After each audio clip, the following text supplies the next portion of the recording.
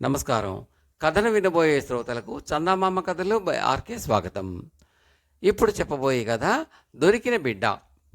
పూర్వం విక్రమసింహుడు అనే రాజు మగధను పరిపాలించేవాడు. అతనికి చాలా కాలం వరకు సంతానం కలగలేదు. ఒకప్పుడు ఆ దేశంలో అడవి మృగాల బాధ జాస్తి అయింది. అందుచేత విక్రమసింహుడు అరణ్య ప్రాంతాలకు వేటకు వెళ్ళి వేట నుంచి తిరిగి వస్తూ ఉండగా అరణ్యంలో అతనికి ఒక అందమైన బిడ్డ దొరికాడు. విక్రమసింహుడు ఆనందంతో ఆ బాలుడిని తీసుకుని ఇంటికి వచ్చి వాడికి జయసింహుడు అని నామకరణం చేసి తన బిడ్డగానే పెంచసాగాడు. జయసింహుడు దొరికిన కొంతకాలానికి రాణి గర్భవతి అయి కాలక్రమాన ఒక మగబిడ్డను కన్నది.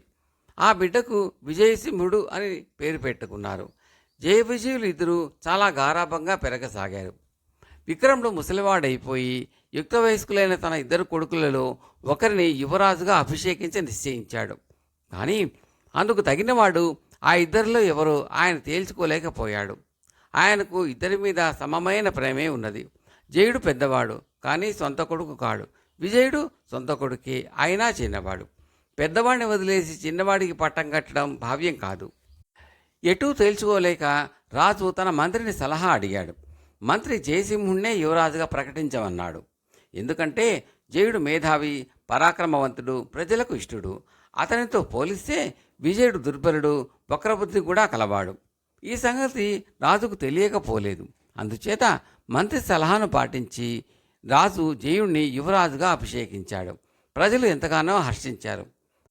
హర్షించినవాడు విజయుడే. తన తండ్రి సొంత కొడుకును కాదని ఎవరో పరాయివాడిని యువరాజును చేయటం విజయుడికి ఏమాత్రమూ నచ్చలేదు.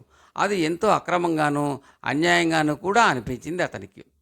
ఎప్పటికైనా రాజ్యం జయుడికి దక్కకుండా తానే స్వాధీనం చేసుకోవాలని నిశ్చయించుకుని తన దురాలోచన బయటికి పొక్కకుండా సమయం కోసం ఎదురు చూడసాగాడు.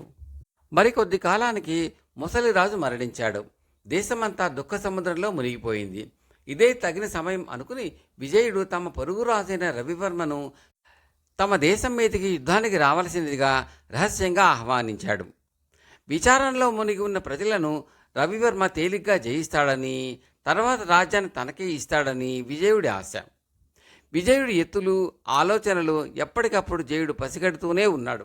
అందుచేత అతను చచ్చిపోయిన రాజుగారి స్థానంలో తనకి కాకుండా విజయుడికి రాజ్యాభిషేకం జరగాలని పట్టుపట్టి ఆ పని జరిపించాడు.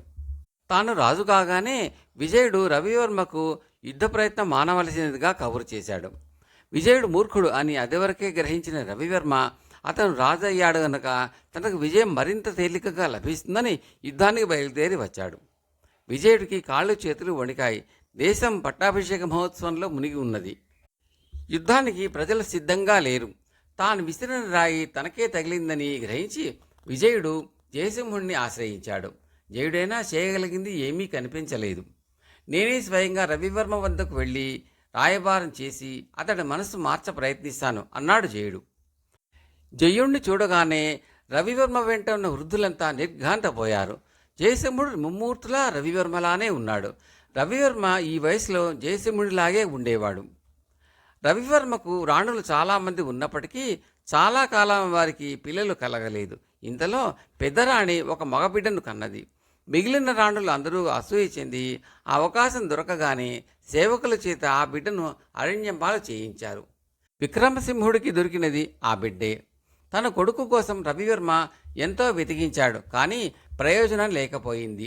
ఆ బిడ్డ ఇప్పుడు రవివర్మ ఎదుటికే వచ్చాడు. పోలికలు అలా ఉండగా రవివర్మ కొడుకు పోయిన రోజు, విక్రమసింహుడికి అడవిలో దొరికిన రోజు ఒకటే అయినాయి.